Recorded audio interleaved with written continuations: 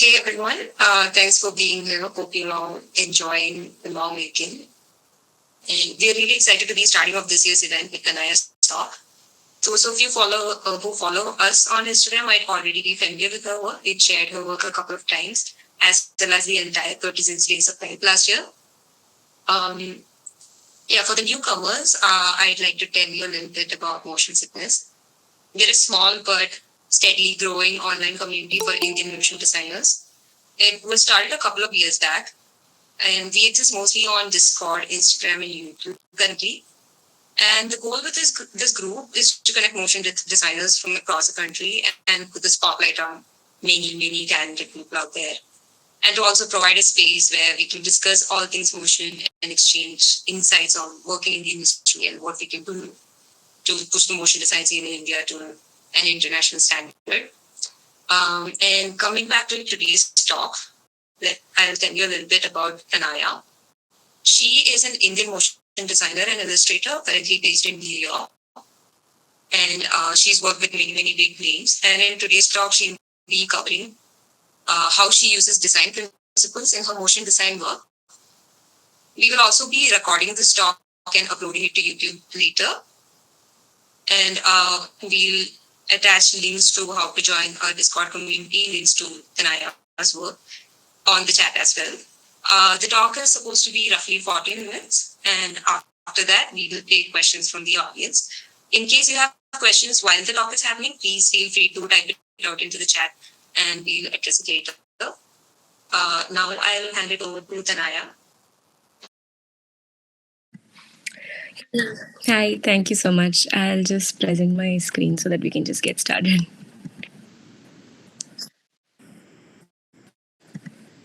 Are you guys able to see my screen? Do you see this first slide? Okay. Awesome. Firstly, thanks Ashwarya. Thank you Motion Sickness India for giving me this opportunity to connect with all the motion designers based in India. And it's kind of a nice channel to even get to know each other a bit more with their processes. So thank you so much for this opportunity. And today's talk is more about design for motion and how I use design first for motion. Also, just a disclaimer, I think I have a little cough and cold. So just in case if I sneeze too much or cough too much, just forgive me for that. But yeah, let's just get started with who I am. And just for people who don't know me, I'm a motion designer and illustrator. My illustration journey kind of started quite early, I would say. But with motion design, I have expertise in 2D and 3D motion design skills. And I've been freelancing for a year now. And it's been a great ride for that. I kind of keep exploring styles from 3D, 2D, illustrative blends. And I kind of blend in towards the emotive style of having illustration and motion design. So it kind of started quite early, I would say. This is 20 years ago, me trying to sketch. And this is where I've been as of now. It's still in work in progress, but I think there's a significant amount of growth, as you can see. And then I kind of took, as every aspirant designer, I think everybody wants to go into some design school. Even my dream was to be in one of the top schools, and probably before, I think it was more about being in JJ School of Arts. But thank God I didn't go there, because I think I don't belong to any fine arts kind of world, and mostly I kind of enjoy being in commercial arts. So I then went for my bachelor's, where it was a composite degree, and in which I kind of got to learn more about cinematography, editing, filmmaking, where animation was one of the part, but it wasn't the main purpose of animation. It wasn't the main course that I was taking up.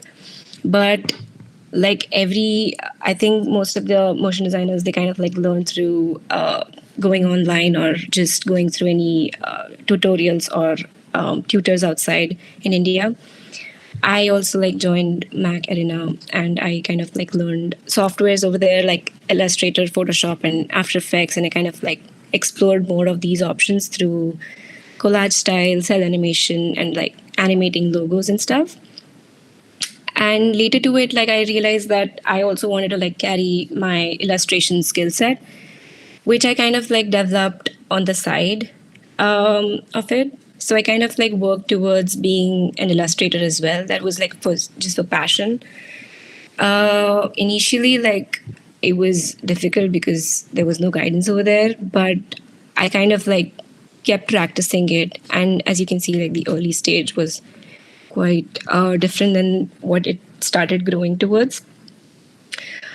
Later to it, like I also worked with animal, where I kind of grew interested into motion design more.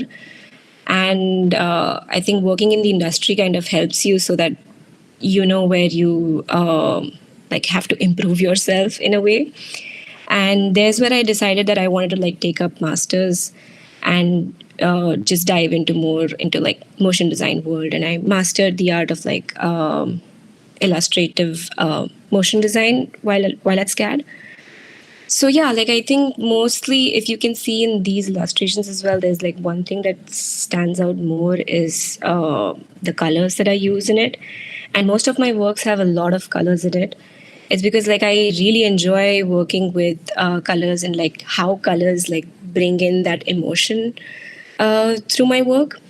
So like I think one of the major aspects of being a motion designer and illustrator is knowing what colors to use.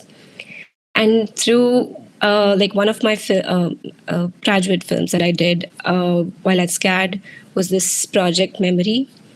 This is completely like an illustrative motion design piece that I created. It was just about like there was the word as the prompt was memory, and it's about like a little girl just being very imaginative about her journey, and like how like it's just basically it's just very close to me because I kind of like relate to my style and the colors that I could use through it. It was one of the main concept was like to have the colors of like pink and using like references of coming from a childhood perspective. It's like an imaginative story. It's also like I started this project with having like a little bit of mood boards, and while picking up mood boards, I wanted to like brush through some textures or like have characters that kind of were just like minimal and like just not way too much character or like formed out characters. But I kind of like came up with this mood board where I just wanted to use textures and colors which were poppy enough. And later to it, like I usually follow this style of like having, I think back then I think I did this more where I did like thumbnails of the storyboards that I want to do. This kind of helps you through having the transitions and what kind of like next frame is anticipated in this motion piece. And one of the major like issues was like having like transitions which can be like seamless in a way. And yeah, I think like with this storyboard I think it worked out well. Then later with this same storyboard I kind of developed the color palette and style frame of it. As I mentioned, like the colors were kind of more expressive in this piece because kind of was related to the concept that it was going towards. So it kind of became the main component of the motion piece it's in itself.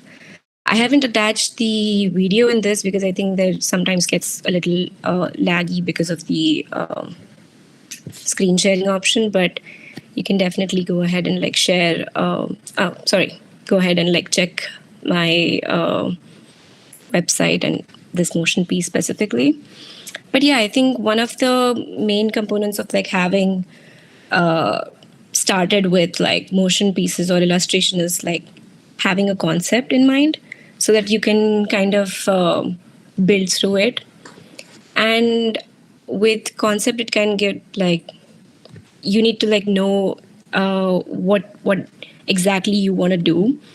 And like all designers and industrialists use this as form follows function. It's important to have a narrative structure or an idea to start with.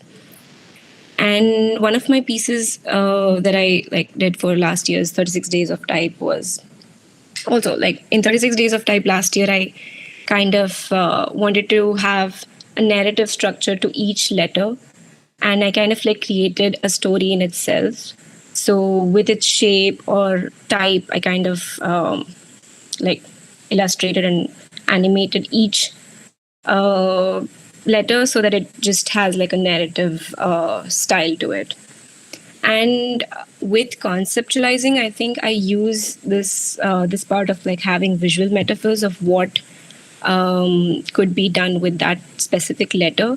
So in this case, it was the sea that just resembled like a moon, and it depends on what you're aiming towards and what the form is or what the style you would want to go towards. With this specific letter, I think I could see like a moon kind of thing, and I just wanted to like play around with that. But it could even be really abstract, like something which is like this that has just a number one, but you can just then try to relate it with the form that you can see in nature, or like have like a stem or a flower around it. So at the end of the day, like it comes down to something which is which visual language that you use, which is like a colorful style, or if it's something very specific towards using textures or colors in it. And in this one, I think I focused more towards the form of it and bringing in more elements so that it's kind of abstract, but it also gives out the message correctly. So yeah, like I think at the end of the day, when you have a concept in mind, it becomes easier for you to use any of the other tools, and your softwares become your powerful aid just to uh, bring that concept in your mind out there. Sorry. And specifically for this project dilemma, I like had a word like a prompt as dilemma. And for this specific shot, there was like a puzzle that I wanted to create.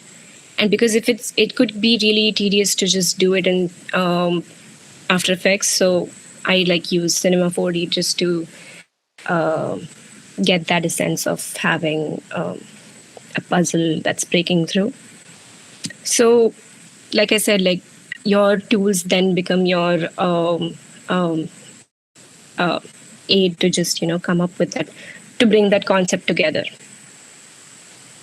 But it's also important to know how do you get to that point where you really want to like get into the part of conceptualizing it. And one of the things that I use is just mind mapping or using keywords. So for this specific project, I just used a mind map, which I was like just take a word and break it down into more words, which kind of like have the same meaning or just help that word to communicate well. So specifically for dilemma, I like used words like puzzle, maze, thoughts, double mind, curiosity, and then you can use these as your visual metaphors to like come up with a visual around it.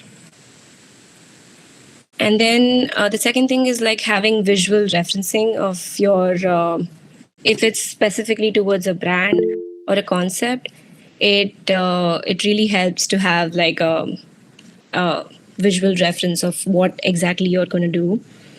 And specifically for Comedy Central, I think it was more of a most of their work is like it has like some of the sketchy, colorful, poppy kind of styles in it, and the shows as well that kind of resemble through that.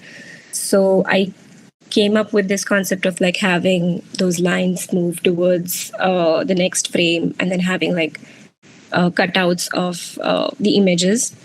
And it really depends on what concept you're going towards, but this kind of, I think, worked with this one because I was able to like use cutouts, because Comedy Central uses a lot of cutouts in it, or uses like colors which are like yellow, blue, or red.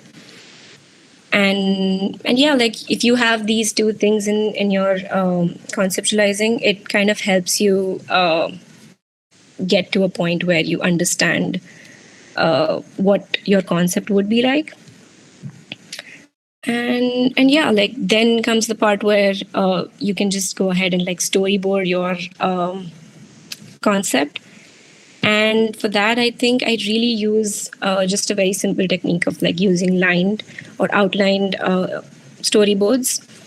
For specifically for this project home, I just had like black and white storyboards, which were just about to understand like what's the flow of the animation and what's the transitions that are going to be used. And it kind of like helps you understand the flow of the animation. So I would say do not skip any of the processes of like making storyboards or anything like that. Of course, like at the end of the day, like some of the storyboards do get eliminated, because as you proceed ahead, like some of the shots keep changing or something else turns out in it. But having like a little outlined, detailed, not I wouldn't say detailed, but like having like elements or black and white, probably outlined storyboard really helps. Specifically in this one, I think I added a little bit of detail so that I can know where I need to like animate those things and what exactly needs to be. Even for layering or like having a workflow of it, kind of helps to know even the smaller details in your storyboard. And yeah, like after that, it like kind of looked like this. Like I said, not all shots like turn out to be the way you have storyboarded, but at least like starting somewhere, that it really helps. And specifically for this one, having that black and white outlined storyboard, it really helped me. But there are like I know like industry standards are different, and there are like ways to have storyboards which are more sketched out, or having like I kind of use this kind of style. And yeah, importantly, using all principles of design is really important, just to have like the essence of that dynamic nature of the style frame. It helps to use all these design principles, and most of the times it happens that as being a motion designer, sometimes we focus on the animation part of it, but it's also important to know that you're also a designer, so your visual is going to be seen first. So if your visual is impactful, I think the animation as well gets a little better. So yeah, like using perspective, composition, and framing are the three key components of it. Having like a little bit of perspective where you kind of like emphasize on the character, or just to show the depth of it, and like composing it in a way where you have like the emphasis on the character, or framing it in a way where the elements are also like it kind of like fits in through the whole illustration or style frame. And sometimes it also helps like to anticipate what the next frame is about. So yeah, one of the main questions like I keep getting is that how do I balance between these? Like how do I have like illustration and motion design together, or which styles do I prefer, or which styles are better to follow, 2D or 3D? And honestly, this is how I balance. But essentially, I think it gets to a point where it is important that what inspiration you're following, and what is your inspiration in terms of like what really talks to you, or like what really is your style in a way. So but it can get really difficult. And how do you even get to a point where what inspiration to look for? I think it really helps to go out for a walk. I would totally recommend that. It's also like scientifically proven that you taking a walk is it kind of makes you a little more creative, I guess. And I think my recent projects was based on this, like obviously on taking walks and also like going to touristy places in New York. Postcards from New York was just like a small project that I did, like a personal project that I did, which was about illustrating the actual touristy locations. But then eventually, like I ended up animating them as well. But they were kind of based on the fact that I wanted to like show the little details that I saw in those places. So it kind of like helps having inspiration which is live out there, and you kind of know which like direction you want to take that in. And then once you have that inspiration and concept ready, I don't think you need to like think twice about what should I do in motion or illustration, because then it gets even more clearer that okay, you're driven to do something or like to express yourself in a way where you want to take this concept ahead. This was like these were the places I'm in, and this is a live video of that guy just biking in on Brooklyn Bridge. It was kind of nice to have like these visual references because, like, say for example, in Times Square it was really crowded, so I just wanted to focus on those little dots that I saw over there, like just heads moving around, or just be it like a bird or a squirrel just running in Central Park. It's all about like sometimes it gets to a point where it's all about like those smaller details that you see. And yeah, like I just started with the process of like having a little sketch. Some people even try to like journal it out whenever they go out, or if they see something which is relevant of like starting their own personal project or be it any inspiration, you can just take a little notebook and just note it down, whatever you see. But I think most of the times you get inspired by just seeing things around you or in the world that you're staying in. And yeah, like in terms of process, I think I like had like a little squirrel that was running, and it was like frame by frame animation I used on it, and rigged this character in rubber hose. If I mean, you can rig it in Duke or any other plugins that you would like, but I used rubber hose because I think it's kind of nice and fun to use that. And for these little dots, I just like kept whole frames on each of the circle of it. So yeah, like just going into details of those animations is, or like just going into details of that illustration is really important to pick out those areas where you want to animate. And you'll be surprised to see that what kind of like smaller animations get more focus in your final piece, because obviously like everybody sees the main character or main component of it, but these little details actually add up to your animation. So yeah, I mean, it is important for you to go out and take walks.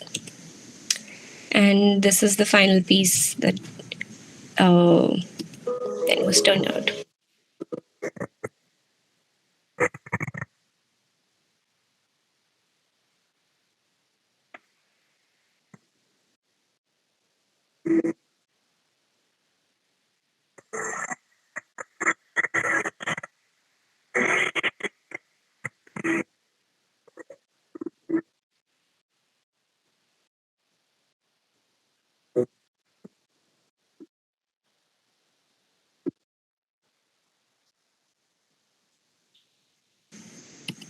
So yeah, finally, don't skip any of the process of even going out on walks or storyboarding or any of these processes of like coloring a 3D render or anything like that.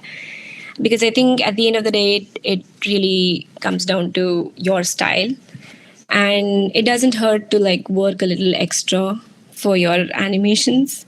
And most of the times I kind of end up using cell animation in some of my motion pieces, where it makes it even more seamless, because character animations can be, I wouldn't call myself a cell animator yet, but I think just like having a few more frames, because I think we all are, most of us here would be motion designers, and we like the art of just repetition. So be it in After Effects or in any other softwares, I use like Procreate for this or Photoshop, but it depends on what kind of concept and style you're going towards.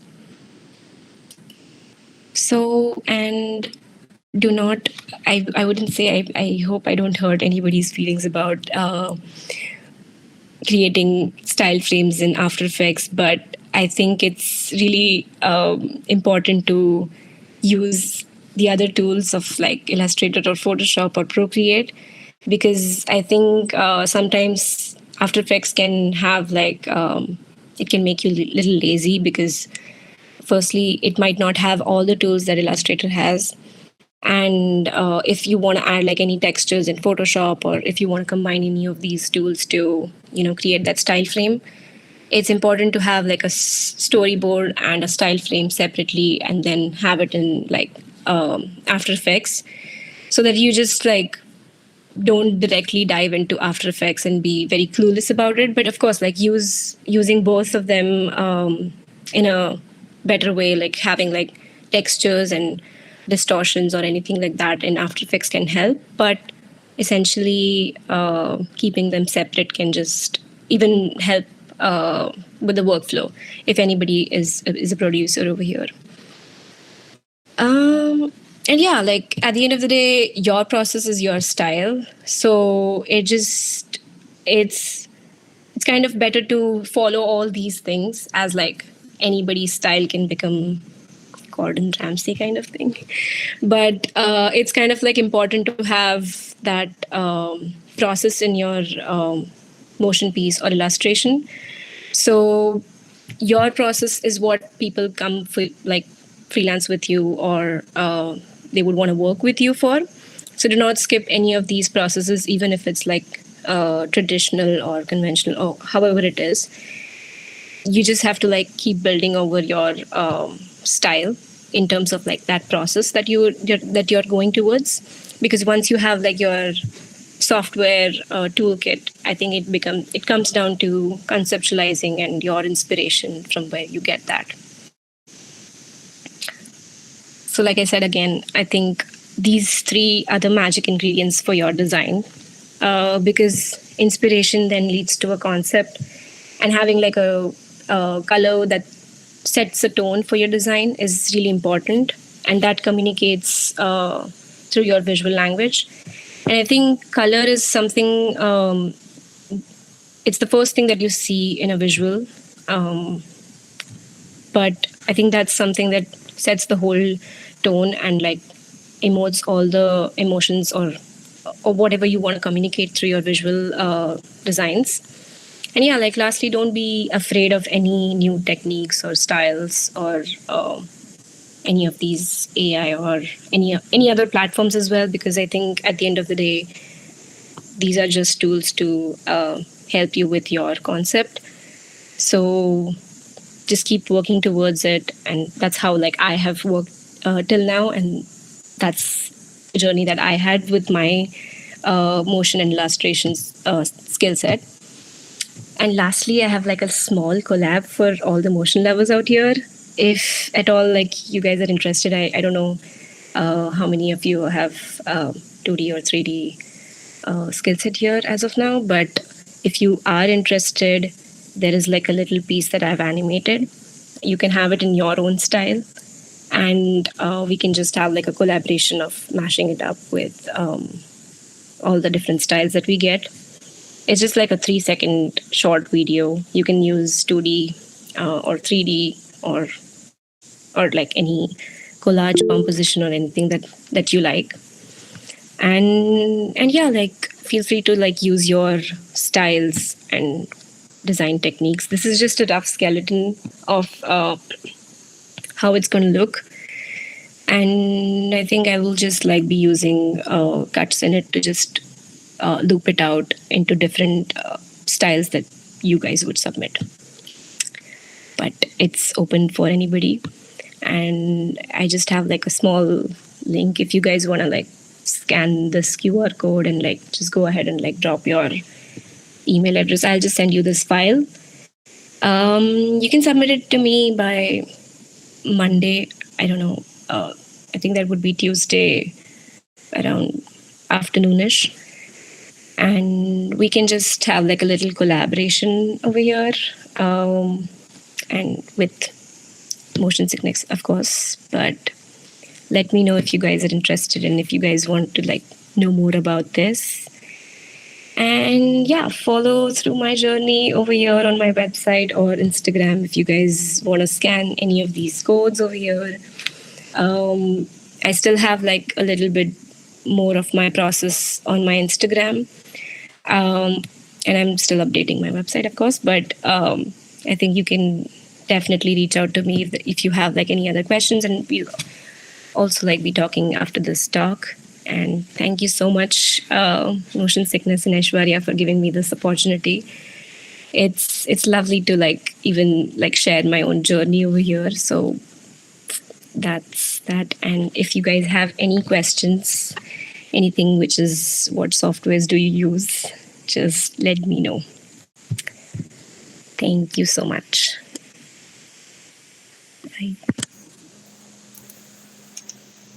I'll just stop presenting as of now if you guys. Hi, I'm Nikhil. Thank you so much, Tanaya, for the talk. Hi. We'll start taking some questions. I think there are a few in the chat. Okay, there's Anuj has asked a question. So can you elaborate a bit more on how to iterate 3D and 2D in the workflow for a 2D film and how it helps? Yeah, sure. So like usually what I do is like go ahead with if you have like a concept that has a 3D and 2D mixed in it, it kind of like specifically for the film that I had, I can just share my screen again and just show you that slide.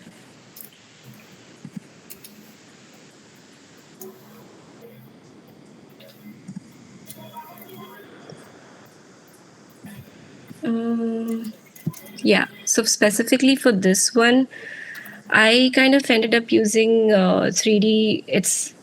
It depends on what kind of concept you have. Specifically for this one, I think using 3D made sense, and wherever possible, it depends on if you would want to use like a 3D, like a proper rendered image, or if you would want to use like sketch and tone or any of those specific kind of styles that you want to lean towards. But for this one, I think I just wanted to like make it more blended together with the 2D style that I have.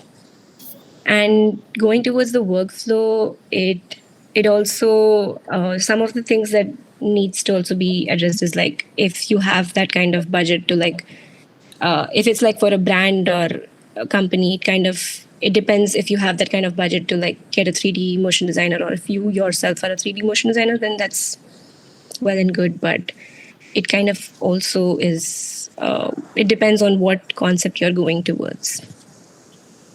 I don't know if that answered your question, but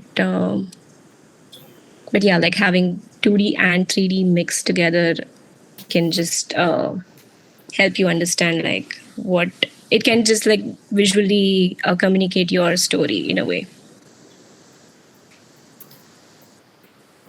Cool. Thanks for that. Do we have any more questions? Can someone? I think you can just start. Like get your mics on and ask away. I think. Yeah, I am working as a freelancer as of now. And I think getting clients is basically I just post things on Instagram or like keep constantly work on my personal portfolio and post it on LinkedIn. Usually, reaching out to people through emails has so far worked for me, and having like networks inside the industry, it helps you like to get to the next person or next available gig. But like constantly like being active on any of these social media, I know it's kind of like a little tedious job, but I think that's the only way that you can crack this freelance code over here of like just going out there and uh, talking and making sure that you're getting like much attention to your work and your style so that you get the next freelance. So yeah, that's the way I've been doing it as of now.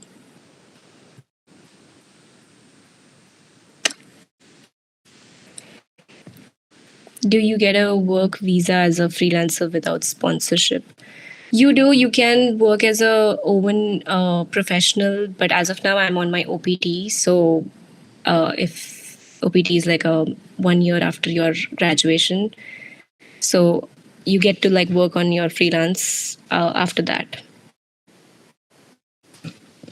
But you can definitely apply for like an oven visa and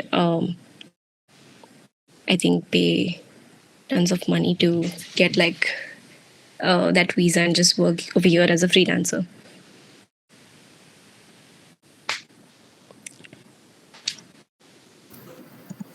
Everybody's kind of silent here. I think everyone, if you want to, feel free to start your mics and just ask some questions. And I think that should be all right with how we're proceeding. Just feel free. I can only imagine how hard it must be. Yes.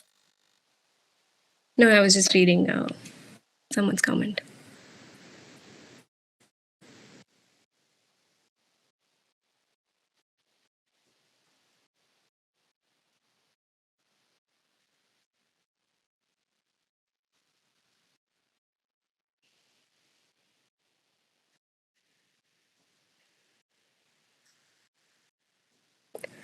I think I've gotten to a point where I think I really like to use the same process throughout it, because the moment I start skipping processes of like just going towards just like starting with After Effects and like just getting a project out, it just as it doesn't come out as if like the concept that I was going towards, it doesn't work towards that. It really like, I think the workflow just, I don't know, it doesn't work for me that way. So I think having that process, it also helps you to get into the flow of it and keep you motivated with, okay, now I've finally finished this much task of it, and it works with the timelines as well.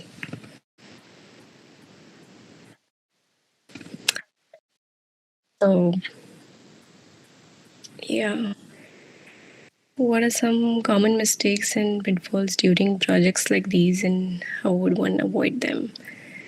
For projects like these, I think sometimes as you keep evolving, like even if you can see in postcards from New York, if you see there is like a different variation of styles in three of them. Like the second one has a little more of sketched out character in it. And I think with time, I think you keep evolving with your own style. And the moment you find something new as an inspiration, it kind of like pulling you back towards the same place where you started can be a challenge there in itself.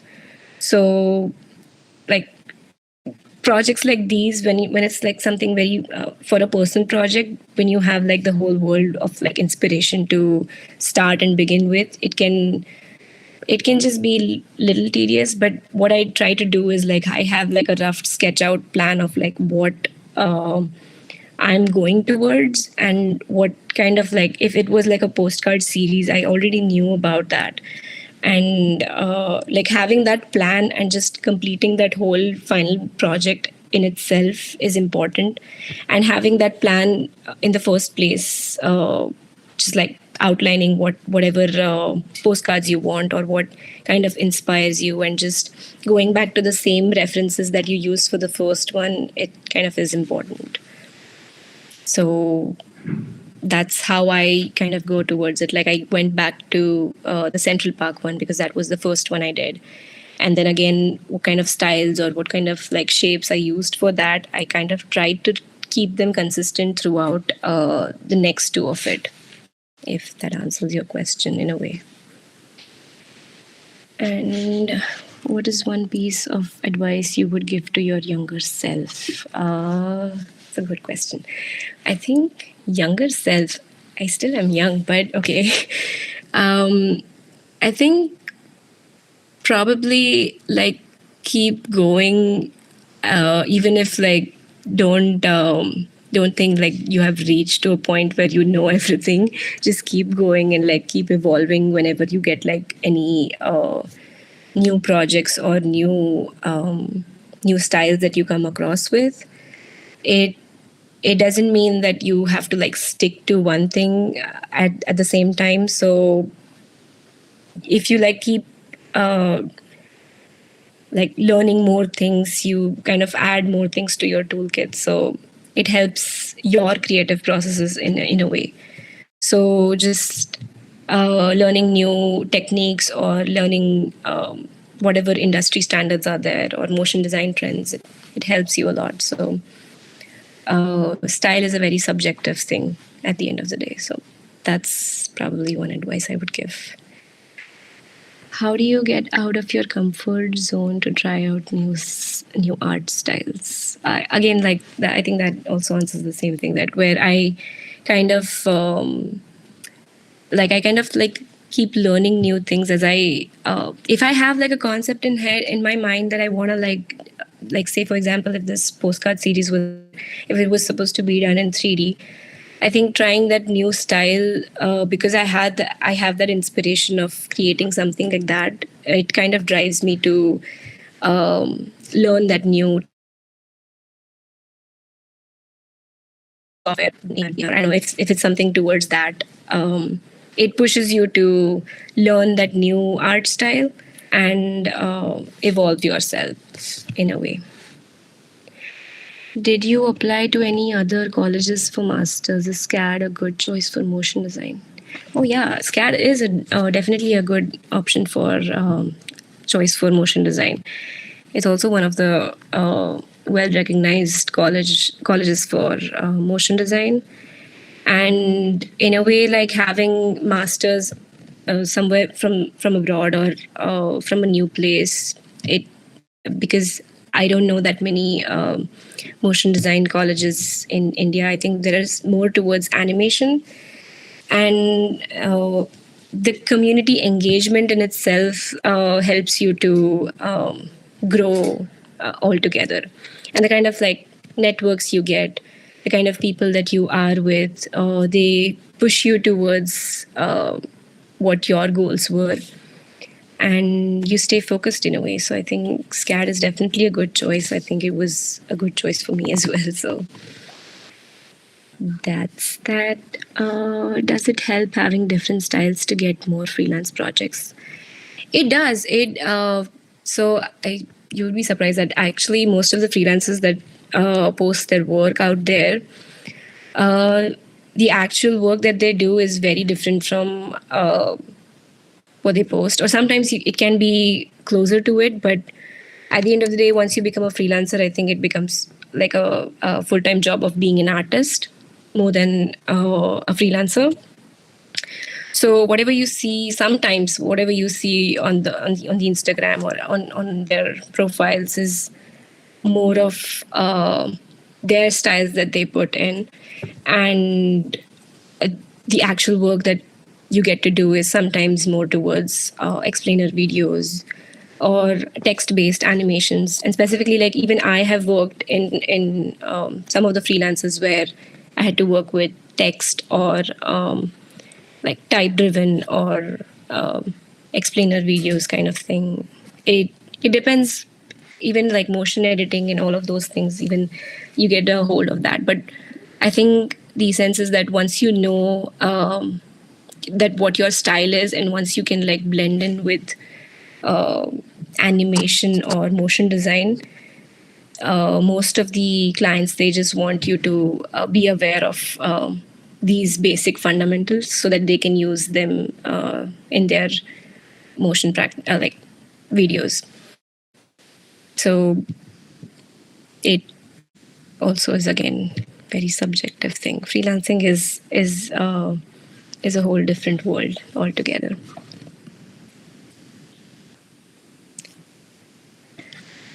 I had a question as well. So, Yes.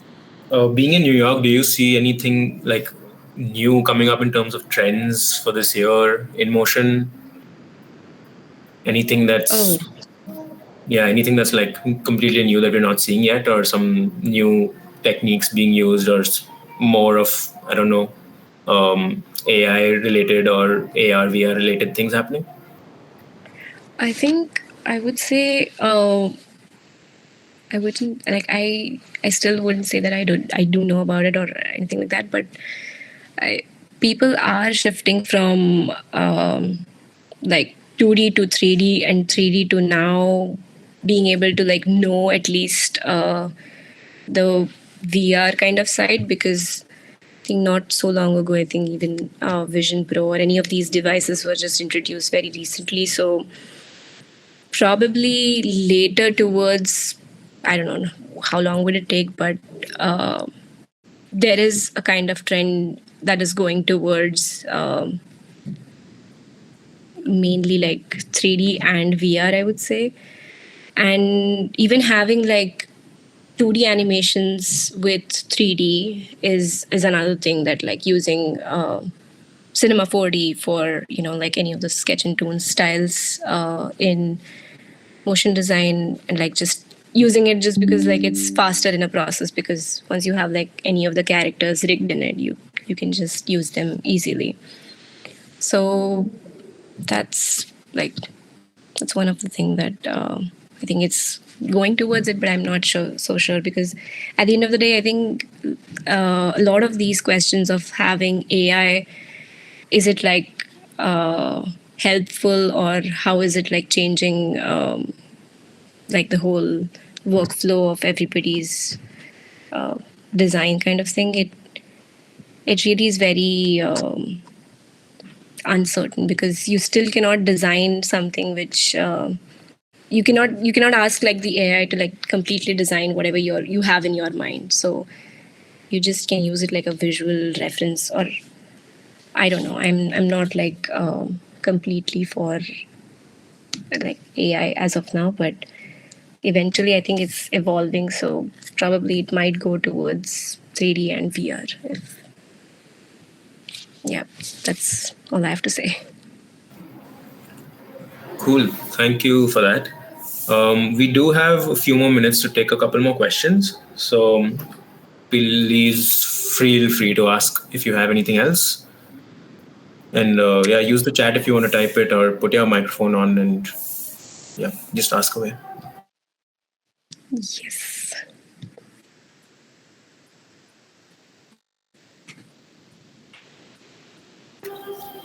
Okay, cool. I think there's not many. Sorry, go ahead.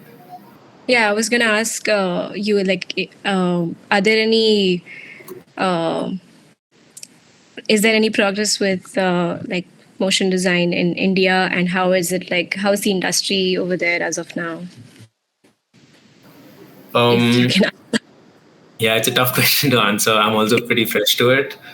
Okay. So I think from what I've seen is that we have a lot of people doing motion work here. And up until a few years back, it was very fragmented and isolated. But so when motion sickness started, I personally didn't know any other motion designers. I think I knew one or two, Aishwarya and another friend maybe, and no one was really using the term like motion design at the time. So that has shifted now quite a bit, and people are more aware of motion design and not like, motion graphics artist or something like that. But Yeah. I think we're still pretty far behind in what we're doing in terms of the industry, at least from the corporate world, I can say. Like like for example, like the Plexus plugin which used to come for After Effects, that little lines with dots thing.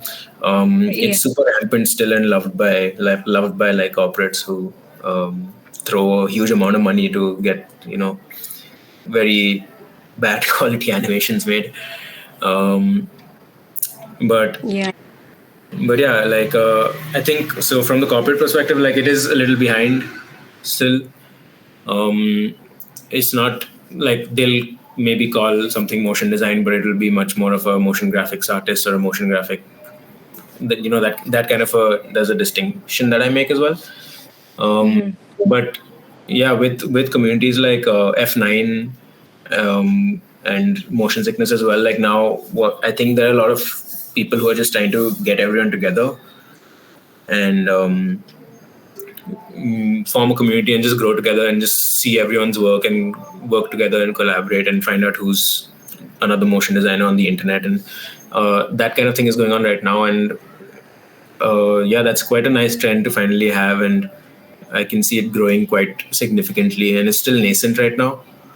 But Yeah. I think it'll blow up, and motion design can be like much larger than it is right now.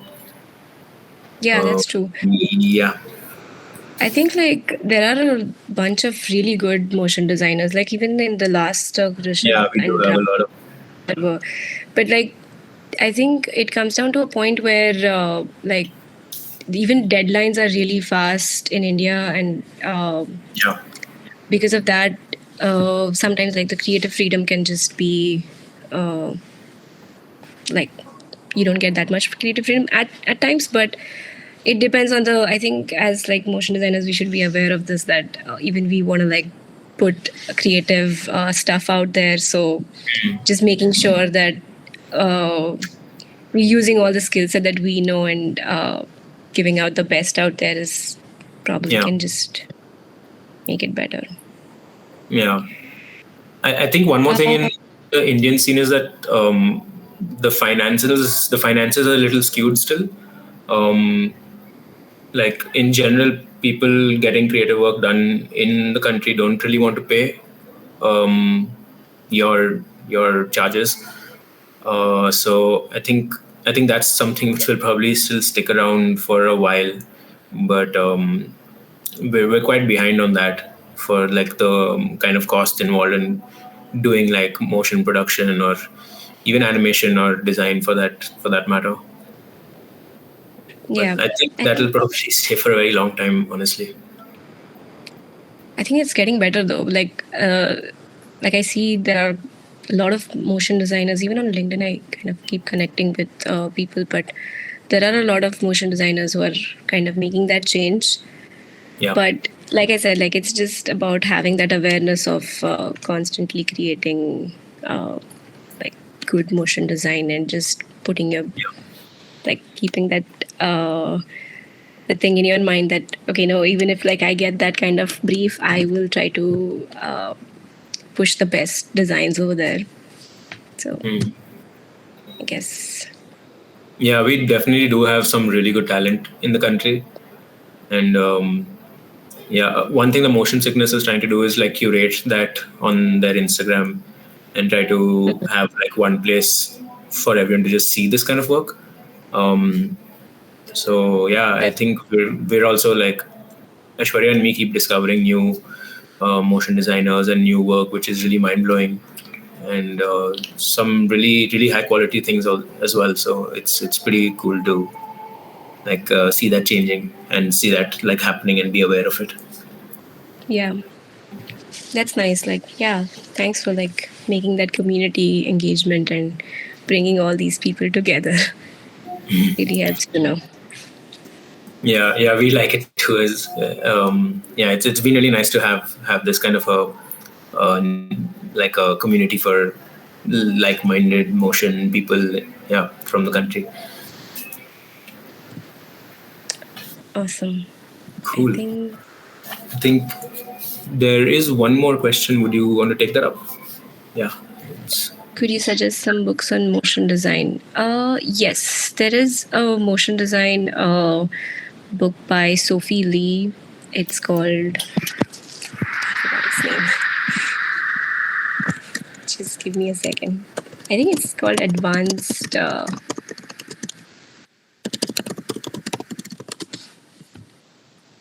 Yeah, Design for Motion. Same thing.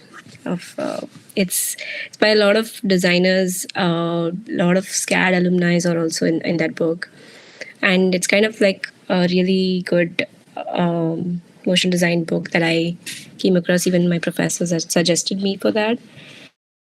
And apart from that, I think that's one of the book that I would definitely recommend as of now.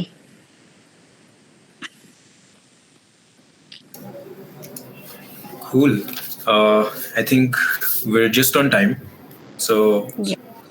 I'd just like to take a moment to thank you, Tanaya, for taking out the time to have this session and sharing your really nice work and taking us through your process as well. So yeah, thank you so much for doing that. And I can put in the links like to your work so people can spot you, and I'll put that into the chat. Sure. And yeah, thank you so much for this talk. And I've put in the links to follow Tanaya on Instagram and her website as well. If you want to join Motion Sickness, we've got our Google form link there too, so you can sign up onto that. Send in your portfolios, and we'll just get you on. And our socials are Instagram and YouTube as of right now. Instagram for seeing the curation of motion work from the country, and YouTube is where the talks will be uploaded. So this talk is also being recorded, and we'll be uploading it onto YouTube, so anyone can refer it back later, or if you want to share it with anyone, please feel free. Yeah, and thank you all for taking out the time and joining us. This is a little bit of a later at night session that we've done, and it's good to see like a lot of familiar faces as well in the audience. So thank you guys so much, and thank you again, Tanaya, for this. Thank you so much. Thank you so much, Nikhil and Aishwarya. Thank you Awesome. so much for Good. Have a good night. making this talk Thank happen. you all.